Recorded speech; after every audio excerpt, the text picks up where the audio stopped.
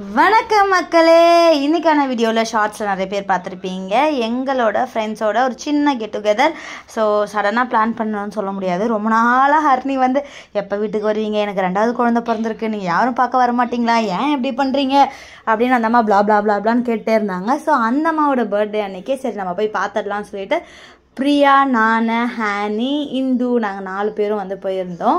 So பெவின் எங்கள் கூட வர பிளான் இருந்தது. ஆனால் கடைசி நேரத்தில் சார் வரல. பிரியா வந்து அவங்க குழந்தைய பாப்பா அவங்க அண்ணாட்ட விட்டுட்டு வந்துட்டா. ஸோ ரொம்ப ஜாலியாக எதிர்பார்க்காத நல்ல ஒரு அந்த டைம்லாம் வந்து நமக்கு பிடிச்சவங்க கூட இருக்கும்போது டக்குன்னு எப்படி தான் போகணுன்னே தெரியாது. ஒரு சிலர் என்னடா இது காண்டாக இருக்குது, டைமே போக மாட்டுதுன்னு தோணும். ஸோ ஆனால் நம்ம ஃப்ரெண்ட்ஸ் எல்லாம் மீட் பண்ணிட்டோன்னு வச்சுக்கோங்களேன், பயங்கர ஹாப்பியாக போகும்ல. ஸோ அந்த மாதிரி செம்ம ஜாலியாக இருந்தது. போன உடனே ஆண்டி எங்களுக்காக ஒரு சில விஷயம்லாம் செஞ்சு வச்சுருந்தாங்க. போன உடனே ஜூஸ் கொடுத்தாங்க, காஃபி கொடுத்தாங்க, யார் யாருக்கு என்ன வேணுமோ. ஹர்னி வீட்டுக்கு நாங்கள் எப்போ போனாலுமே பயங்கர ஜாலியாக இருக்கும். ஏன்னா ஆண்டியும் சரி அவங்க பெரியம்மா எல்லாருமே ரொம்ப ஃப்ரெண்ட்லியாக இருப்பாங்க. அதுக்கப்புறம் சுட சுட சிக்கன் பிரியாணி, முட்டை, ரைத்தா இதெல்லாம் வந்திருந்தது. ஸோ ஆக்சுவலி எனக்கு அன்றைக்கி உடம்பு முடியல, எனக்கு ஹெல்த் இஷ்யூஸ் இருந்தது, சிவியர் ஸ்டமக் பெயின், ரொம்ப கஷ்டமாக இருந்தது. இந்துவும் பிரியாவும் தான் என்னை அப்படி கேர் பண்ணிக்கிட்டாங்க.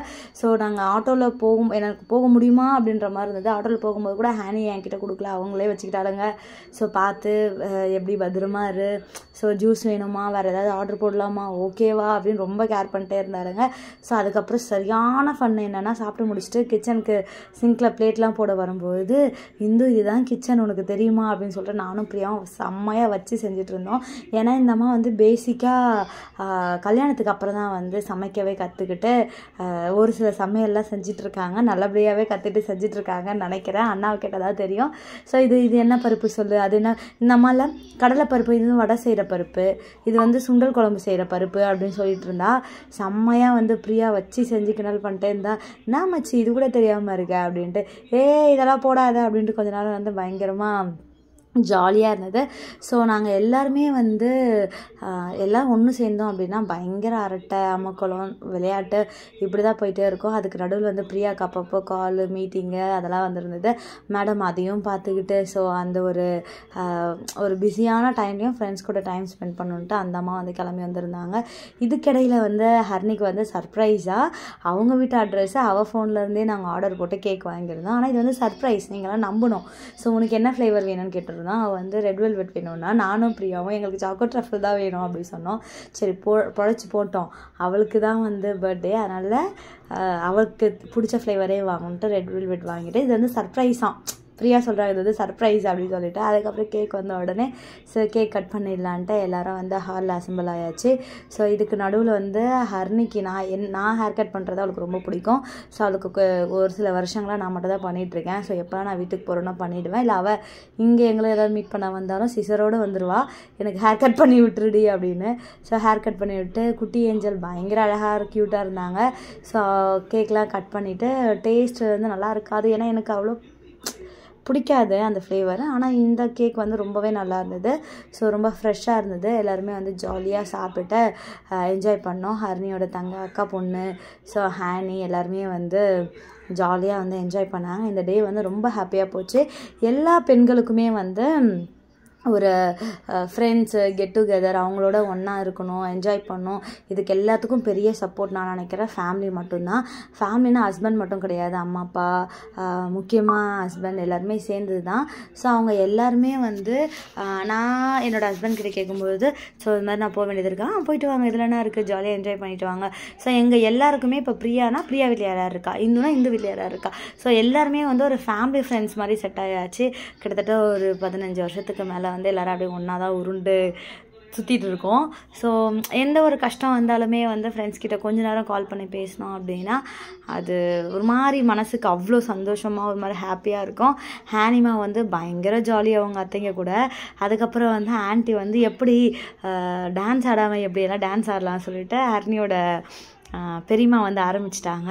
அவங்க அந்த தொட்டில் வந்து டிஸ்டர்பன்ஸாக இருக்குமா, அதனால் அதை பிடிச்சிட்டு அவங்க ஒரு பக்கம் நின்றுருந்தாங்க. நாங்கள் ஆடுற ஆட்டத்துக்கு இவங்க வேறு என்னடா இது அப்படின்ற மாதிரி தான் செம்ம ஜாலியாக போச்சு. அதுக்கப்புறம் ஆண்டி நீங்கள் ஆடுங்க ஆண்டி மாற்றி மாற்றி எல்லோரும் சொல்லிக்கிட்டே ஆடிக்கிட்டேன். ஹானி எனக்கு அந்த டே எப்படி போச்சு ஹானி? ரொம்ப ஹாப்பியாக போச்சு இந்த டேவே எனக்கு. எங்களோட ஃப்ரெண்ட்ஷிப் பற்றி நீ என்ன நினைக்கிற? ரொம்ப நல்ல ஃப்ரெண்ட்ஷிப் தான். எப்படி நல்ல ஃப்ரெண்ட்ஷிப்பா மாட்டிக்கின? எப்பவுமே ஒன்னாவே இருப்பீங்க.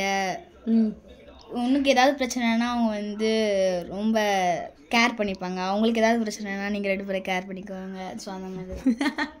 இது நான் எதோ சொல்லி கொடுத்து பேசல, வாய்ஸ் பேசும்போது பக்கத்தில் இருந்தால் அது அவளுக்கே தெரியும் எனக்கு ஏதாவது கொஞ்சம் உடம்பு முடியல, இது என்ன பிரச்சனையாக இருந்தாலும் ஃப்ரெண்ட்ஸோடு ஷேர் பண்ணும்போது விளையாடும் போது அது ஹாப்பியாக இருக்கும். ஸோ ஹர்னி மேடம் வந்து ஆடவே மாட்டான்னாங்க.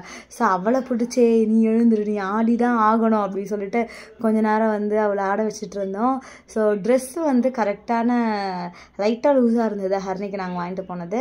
அதுவுமே வந்து அவளை உடனே போட வச்சு அந்த டே வந்து எங்களால் முடிஞ்ச அளவுக்கு எவ்வளோ அழகாக ஹாப்பியாக இருக்க வைக்க முடியுமோ அந்த அளவுக்கு வந்து இருக்க வச்சோம். இந்த பக்கம் தாண்டி கேமரா இருக்குது, இந்த பக்கம் திரும்ப ஹேனின்னு அவளை பிடிச்சி இழுத்து விட்டுட்டு இருந்தேன். ஹேனியும் பிரியாத்தையும் சரியான செட்டு அவங்க 2 பேரும். ஏன்னா இப்போ இருக்க காலகட்டத்திற்கு பசங்களுக்கு என்னென்னலாம் தெரியுமோ அது எல்லாமே ஹேனிக்கு தெரியும், அது எல்லாமே வந்து பிரியாவுக்கும் தெரியும். நம்ம இந்த ஆப்பில் வந்து ஃபோட்டோ எடுக்கலாமா, அந்த ஆப்பில் இப்படி பண்ணலாமான்ட்டு 2 உட்காந்து பேசிக்கிட்டு ரொம்ப ஜாலியாக ஃபன் பண்ணிட்டு இருந்தாங்க. கொஞ்ச நேரம் வந்து எல்லோரும் ஆட்டெல்லாம் போட்டு முடிச்சதுக்கப்புறம் ஐயோ ஈவினிங் ஆகிடுச்சுல. ஏன்னா அதுக்கப்புறம் ஒரு வீட்டில் இருந்தால் அலாரம் மாதிரி ஃபோன் வர ஆரம்பிச்சிடுச்சு, என்னம்மா என்ன பண்ணுறீங்க, முடிஞ்சிருச்சா, சாப்பிட்டீங்களா அப்படின்னு. ஸோ எனக்கு ஏதாவது கொஞ்சம் நான் மைண்ட் அப்செட்டாக இருக்கேன் ஏதாவது ஒன்றுனா நானும் இதுவும் அதிகமாக வெளியே போவோமா. போயிட்டு வந்தோடனே எங்கள் ஹஸ்பண்ட் கேட்குற ஒரே கேள்வி, என்னம்மா இப்போ மைண்டெல்லாம் ஃப்ரீ ஆகிடுச்சா, ரிலாக்ஸ் ஆகிட்டிங்களா அப்படின்வாங்க. ஸோ அது என்னவோ தெரியல, அந்த நான் சொன்னால எனக்கு உடம்பு முடியல, ஆனால் மதியத்துக்கு அப்புறம் நான் ரொம்ப நார்மலாகிட்டேன். ஸோ அந்த பெயின் எங்கே போச்சுன்னே தெரியல. அதுக்கப்புறம் வீட்டுக்கு வந்ததுக்கப்புறம் வந்துச்சா அப்படின்னா வீட்டுக்கு வந்ததுக்கப்புறம் லைட்டாக இருக்க மாதிரி ஒரு ஃபீல் ஆகும். ஸோ இந்த மாதிரி ஃப்ரெண்ட்ஸோட ஜாலியாக இருக்கிறதுக்கு வந்து ஃபேமிலியோட சப்போர்ட் ரொம்ப முக்கியம். ஸோ வெறும் ஆண்கள் மட்டும்தான் அவங்களோட ஃப்ரெண்ட்ஷிப்பை லைஃப் லாங் கேரி பண்ணி கொண்டு போக முடியும் அப்படின்னு கிடையாது, பெண்களாலேயும் முடியும். அதுக்கு கொஞ்சம் ஃபேமிலி சப்போர்ட் வேணும். ஸோ அது மட்டும் இருந்துச்சு அப்படின்னா நாங்களுமே வந்து பிளான் பண்ணுவோம். என்ன ஒன்று, நீங்கள் வந்து மென்ஸ் வந்து அடிக்கடி நீங்கள் வெளியே போவீங்க, நாங்கள் எப்போயாவது வெளியே போவோம். அந்த மாதிரியான சுச்சுவேஷனு எங்களுக்கு வந்து கடமைகள் ஜாஸ்தி. ஸோ அதுக்கேற்ற மாதிரி வந்து நாங்கள் பிளான் பண்ணிவிட்டு ஒன்றா போவோம். ஸோ நெக்ஸ்ட் வந்து ஏதாவது அவுட்டிங் போகணுன்ட்டு பல வருஷமாக நாங்களும் பிளான் பண்ணிகிட்ருக்கோம். ஒன்று ஃபேமிலியாக போகணுன்னு ஃபஸ்ட்டு நாங்கள் மட்டும் போகணுன்னு நினச்சோம், அது வேலைக்காகாது, பிள்ளை குட்டிங்க புருஷன் இவங்களாம் விட்டு போக முடியாது. சரி ஓகே எல்லாருமே வாங்க அவங்கவுங்க கும்பலோடவே போயிடலாம் அப்படி பிளான் பண்ணோம். ஸோ அந்த மாதிரி லாஸ்ட் டைம் பிளான் பண்ணும்போது என் பையனுக்கு உடம்பு முடியல, அதனால் லாஸ்ட் மினிட்ல அந்த பிளான் வந்து கேன்சல் பண்ணியாச்சு. ஸோ ஒருத்தர் விட்டுட்டு ஒருத்தர் போக வேணாம் அப்படின்னு சொல்லிட்டு. ஸோ ஓவராலாக அந்த டே வந்து எனக்கு ரொம்பவே ஹாப்பியாக ரொம்ப சூப்பராக போச்சு. திரும்பியும் வந்து அடுத்து இந்த மாதிரி என்னைக்கு நாங்கள் மீட் பண்ணுவோன்னு தெரியல. ஸோ அந்த மாதிரி நாங்கள் மீட் பண்ணோம் அப்படின்னா நான் உங்ககிட்ட வந்து அதை அப்டேட் பண்ணுறேன். ஸோ பிரியா பற்றி சொல்லணுன்னா அவள் இருக்கிற இடத்த எந்த அளவுக்கு ஹாப்பியாக வச்சுக்க முடியுமோ அந்த அளவுக்கு சூப்பராக வச்சுப்பார். மோகா சொல்லிகிட்டே இருப்பார், அதான் பிரியா இருக்கால நீங்கள் எல்லோரும் ஒன்றா சேர்ந்திங்கன்னா பயங்கர ஜாலியாக இருக்கும், பிரியா இருந்தாலே அந்த இடமே பயங்கர வைபாக இருக்கும் அப்படின்னு சொல்லுவார். ஸோ ஏன்னா அந்த டைமிங் காமெடி எல்லாமே பக்காவாக பண்ணுவாள் அவள். ஸோ கடைசியாக வந்து பிரியா விடை பெற்றோம் அப்படின்ற மாதிரி ஹர்னி கீழே வந்து எங்கள் எல்லாருக்குமே பாய் சொல்லிவிட்டு அந்த அம்மா வந்து எங்களை வழி அனுப்புனாங்க. நாங்களும் ஆட்டோ பிடிச்சிட்டு எங்கள் வீட்டுக்கு வந்துட்டு எங்கள் வீட்டிலேருந்து அங்கிள் வந்து இந்து கூப்பிட்டு போயிட்டாரு. அப்படியே வந்து எல்லாருமே வந்து தனித்தனியாக பிரிஞ்சு வீட்டுக்கு போயிட்டோம். ஸோ அந்த டே வந்து எங்களுக்கு ஓவராலாக இப்படி தான் போச்சு. ஸோ ஃப்ரெண்ட்ஷிப் லைஃப்பில் ரொம்ப முக்கியம் நான் நினைக்கிறேன். ஸோ உங்களுக்கு அழகான நல்ல ஃப்ரெண்ட்ஸ் கிடச்சிருக்காங்க, நம்மளை கெடுக்கிறவங்க கிடையாது, நமக்கு எல்லா நேரத்தில் சப்போர்ட்டிவாக இருக்கிற நல்ல ஃப்ரெண்ட்ஸ் கிடச்சாங்க அப்படின்னா யாருக்காகவும் எதுக்காகவும் எப்பையும் அவங்கள விட்டு கொடுக்காம அவங்களோட முடிஞ்ச அளவுக்கு ட்ராவல் பண்ண பழகுங்க. தேங்க்யூ மக்களே, நன்றி. சப்ஸ்கிரைப்.